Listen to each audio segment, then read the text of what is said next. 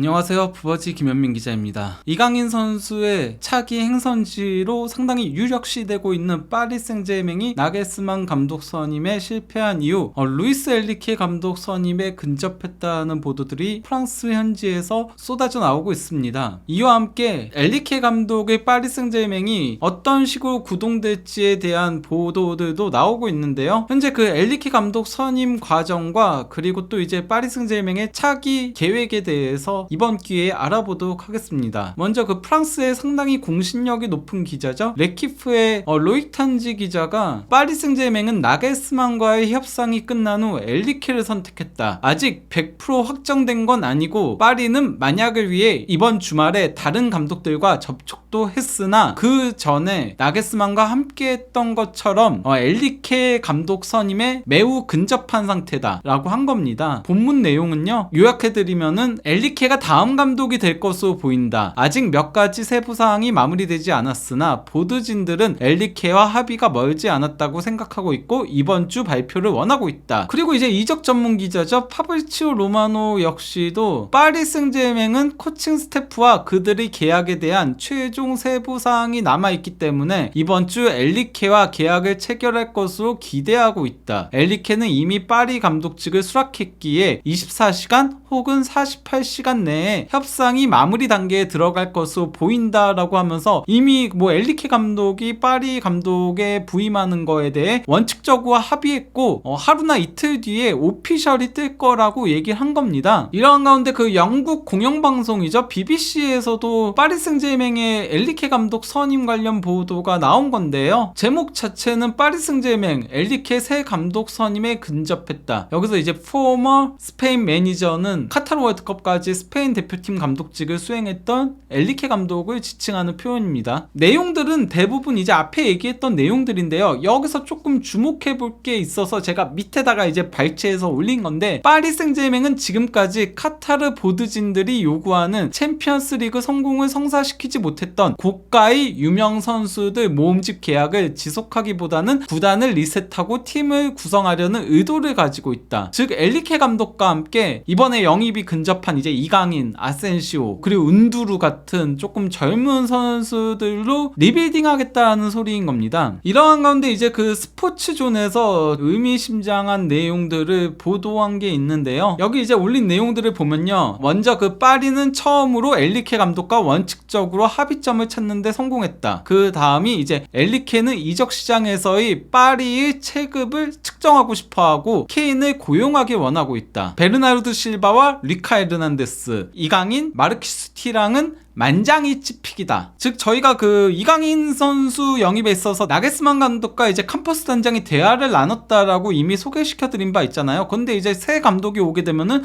이강인 만약에 새 감독이 원하지 않으면은 이거 위험한 거 아니야? 라는 얘기들을 했는데, 다행히도 이강인 같은 경우는 만장일치 픽이라는 겁니다. 즉 루이스 엔리케도 이강인에 대해서는 베르나르도 실바, 리카 에르난데스, 그리고 마르크스 티랑까지 원하는 선수들에 가깝다라고 할 수 있겠죠. 그리고 이제 그 다음 내용은요, 그의 도착은 그가 절대적으로 보유하고 싶어 했던 베라티 연속극의 거의 마지막 역할을 하고 있다. 네이마르는 여전히 이견이 있지만 엔리케는 남기를 원한다라고 한 건데요. 일단 그 베라티가 최근에 이적 얘기들이 계속 있었어요. 특히 우가르테가 오면서 베라티가 떠나는 게 아니냐 이런 얘기들이 있었는데, 엔리케가 부임하게 되면서 엔리케가 베라티를 좋아하기 때문에 잔류할 가능성이 있다라고 얘기를 한 거고요. 그리고 네이마르 같은 경우야 엔리케 감독이 바르셀로나 감독 시절에 워낙 잘 활용을 했었으니까요. 그러니까 당연히 엔리케는 네이마르를 남기고 싶어 하겠죠. 그 다음 내용은요, 최근 논의에서 2년 계약과 옵션이 보고됐다. 즉 2년 계약이 기본적으로 가고 플러스 옵션이 추가되어 있다는 거죠. 그러니까 옵션까지 하면은 3년에서 4년 정도까지 연장될 가능성은 있다라고 할 수 있겠습니다. 그 다음 내용은요, 호아킨 발데스와 라펠 폴, 아이토르 운수에가 코칭 스태프 합류에 동의를 표하면서 엔리케와 함께 파리로 가길 희망한다고 전했다 라고 했는데, 이들은 이제 엔리케의 오른팔과 같은 인물들이죠. 특히 이제 운수의 코치 같은 경우는 물론 감독직도 수행을 했었지만은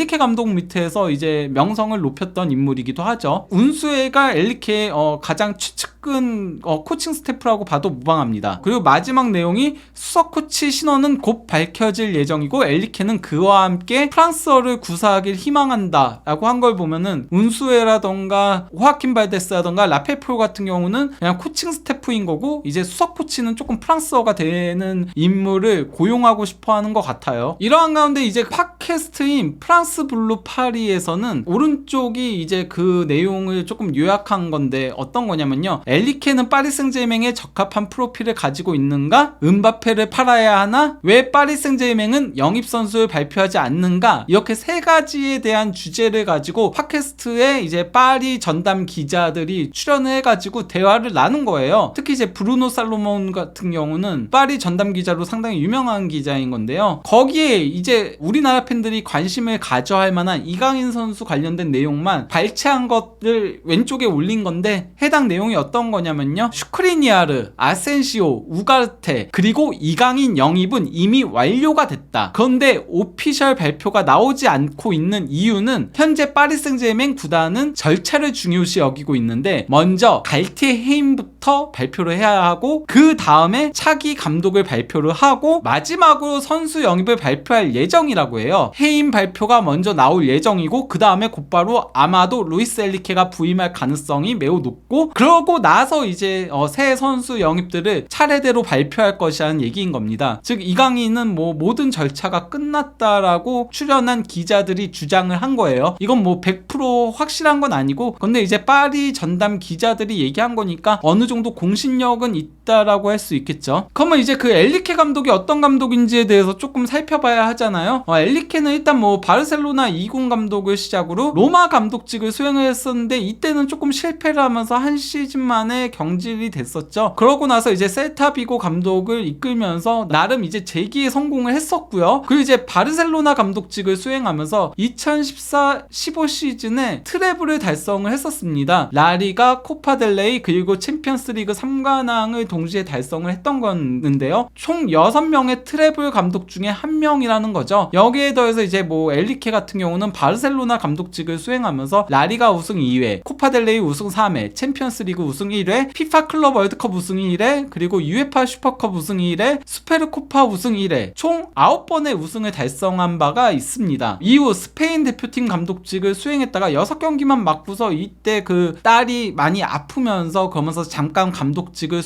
놓았다가 다시 스페인 감독을 이끌면서 지난 카타르 월드컵까지 감독직을 수행을 했던 거였습니다. 그리고 뭐 저기 보시면 아시겠지만 433을 고집해서 쓴다고 봐도 무방합니다. 실제 그 왼쪽이 엘리케 감독 시절에 바르셀로나 선수들의 출전 시간 순으로 이제 나열을 한 건데요. MSN 트리오 그러니까 그 메시, 수아레스, 네이마르 이 세 명이 가장 많은 출전 시간을 기록했고 가장 많은 골과 도움들을 기록을 하면서 루초 엘리케 감독의 핵심은 MSN 트리오다라는 얘기들이 있었는데요. 그래서 출전 시간으로 베스트 11을 짜보면요. 수아레스를 중심으로 네이마르와 메시가 좌우에 서면서 공격 3톱을 형성을 했었고요. 또 이제 부스케스를 중심으로 이니에스타와 라키티치가 역삼각형 형태로 중원을 구축을 했었고요. 좌우 풀백에는 조르디 알바와 다니 아우베스 그리고 중앙 수비로는 마스체라노와 피케가 나섰고 골문은 테어 슈테겐 골키퍼가 지켰습니다. 그리고 이제 이거는 엘리케 감독 체제에서 스페인 대표팀 선수들 출전 시간을 카타르 월드컵 때를 기준으로 나눈 건데요. 여기 보시면은 페드리와 가비를 제가 빨간색으로 표시했는데 그 이유는 페드리와 가비가 아무래도 이강인 선수와 스타일적인 부분에서 많이 유사점이 있는 선수들이다 보니까 이렇게 표기를 한 겁니다. 근데 이제 엘리케 감독이 페드리와 가비를 상당히 중요한 걸 확인할 수 있고 또 이제 오른쪽에 있는 포메이션 도파는 모로코와의 16강전 선발 라인업이에요. 여기서도 이제 페드리, 가비 두 명을 부스케츠와 함께 중원으로 형성을 시킨 걸 확인을 할 수 있죠. 그리고 이제 현재 파리 생제맹 영입이 사실상 확정된 아센시오가 가짜 9번 역할을 수행을 했었고요. 근데 이제 그 엘리케 감독 체제에서 페드리는 거의 혹사당하다시피 했어요. 2020-21 시즌 바르셀로나에서 많은 경기를 뛰었고 그리고 곧바로 유로 2020에서 가장 많은 출전 시간을 기록을 했었고 그러고 나서 곧바로 마지막으로 도쿄 올림픽까지 참가를 했었고, 그리고 2021-22 시즌까지 쉬지 않고 경기들을 소화를 했었는데요. 페드리가 2020-21 시즌에 총 출전 경기 수가 바르셀로나와 스페인 대표팀까지 도합해가지고 무려 74경기를 소화를 했어야 했어요. 그것 때문에 이제 페드리가 그 다음 시즌에 부상으로 조금 고전을 했었죠. 그리고 이제 가비 같은 경우는 엔리케 감독이 아직 그 바르셀로나에서 그렇게 두각을 드러내기 전부터 빠르게 대표팀 데뷔를 시킨 건데요. 가비가 만 17세 2개월 1일의 나이에 이탈리아와의 네이션스 리그에서 출전하면서 스페인 대표팀 역대 최연소 출전 신기록을 수립을 했었죠. 가비는 특히 이제 그 데뷔전에서 베라티를 꽁꽁 묶어가지고 굉장히 화제가 됐었죠. 어쨌건 여기서 확인할 수 있는 거는 엔리케 감독이 이강인 선수와 유사점이 있는 가비, 페드리 같은 선수들을 중용했던 만큼 이강인 선수도 중용할 가능성이 있다라는 겁니다. 거기다가 이제 현재 그 파리 생제르맹에는 스페인 선수들도 상당히 많고, 또 이제 라리가 출신 선수들도 상당히 많은데요. 스페인 국적 선수가 무려 6명이나 되고요. 제가 이제 오른쪽에 빨간 박스를 한 선수들이 라리가 출신인 거거든요. 세르히오 니코, 그리고 세르히오 라모스, 그리고 후안 베르낫, 아슈라프 하키미, 파비안 루이스, 카를로스 솔레르, 가르비, 네이마르, 메시 이렇게 있는 건데요. 즉 그 팀 적응에는 별 무리가 없다라고 할 수 있겠죠. 거기다가 포르투갈도 사실상 스페인어랑 포르투갈어는 서로 대화가 된다라고 할 정도니까, 거기다가 브라질까지도 그렇다는 점을 보면은 적응에는 별 무리가 없을 걸로 보입니다. 다만 이강인 선수가 파리에서 뛰는 데 있어서 주전 경쟁에 있어서의 변수는 하나 크게 발생할 위험 소지가 있는데요. 바로 이제 파리 생제르맹이 베르나르도 실바 영입을 여전히 노린다는 데에 있습니다. 파브리치오 로마노 기자는 여기에 대해서 파리 생제르맹은 여전히 베실바를 최고의 영입 목표로 계획하고 있다. 새 감독 엘리케에게도 이는 유효하다. 모든 당사자들은 베실바가 이제 사우디 클럽에 가지 않을 것이라고 확신하고 있다. 파리 생제르맹은 다시 그의 영입을 추진하고 있지만 맨시티는 할인을 하지 않을 것이다 라고 했는데, 일단 베실바는 파리 생제르맹 이적에 상당히 호의적이라고 합니다. 팀을 떠나고 싶어 한다는 얘기들이 많이 나오고 있어요. 베실바가 과거에 그 벤자민 맨디랑 이제 인스타 스토리로 장난을 쳤을 때 초콜릿을 표기했다가 인종차별 논란으로 그때 막 영국 언론들로부터 문매를 맞은 바가 있었거든요. 이후에 조금 잉글랜드의 문화에 적응하지 못하고 있다는 얘기들이 있어요. 근데 이제 베실바 같은 경우는 이강인과 스타일적으로도 많이 유사점이 있고, 또 이제 위치상으로도 겹칠 위험성이 있는 건데요. 실제 그 르파리지앵에서도 파리 생제르맹 보드진들이 공격 3톱을 오른쪽에 베실바, 왼쪽에 음바페, 그리고 이제 최전방에는 영입 선수로 구축을 하려고 한다라는 보도를 한 거예요. 그러면서 이제 이강인하고 아센시오는 이들이 백업 역할을 수행할 것이라고 보도를 한 거거든요. 안 그래도 파리 생제르맹이 중앙에는 상당히 많은 선수들이 있어요. 베라티 있죠, 우가르트 있죠, 파비안 루이스 있죠, 비티냐 있죠, 솔레르 있죠, 자이르 에멜이라는 유망주까지도 있죠. 거기다 헤나투 산체스도 있죠. 또 운두루 영입도 거의 확정적이라는 보도들이 나오고 있죠. 그렇기 때문에 이강인을 영입했을 때 많은 프랑스 매체들은 공격 보강으로 영입을 했다라고 보도들을 했습니다. 이런 가운데 베실바까지 가세를 한다면은 아무래도 이강인 선수가 파리에서는 백업부터 시작할 위험성이 높다라고 할 수 있겠죠. 제가 봤을 때 공격수는 일단 튀랑 영입은 할 것 같아요. 튀랑 영입은 하고, 음바페가 만약에 떠난다면은 대형 공격수 한 명을 추가적으로 영입을 할 걸로 보입니다. 뭐 무안이라던가 케인이라던가 오시멘이라던가 이런 현재 파리 생제르맹과 링크가 뜨는 공격수들 말이죠. 하지만은 만약에 음바페가 떠나지 않고 남는다면은 그러면 튀랑 영입 정도로 최전방 공격수는 마무리 지을 걸로 보이는데요. 만약에 베실바가 오게 된다면은 이강인 선수는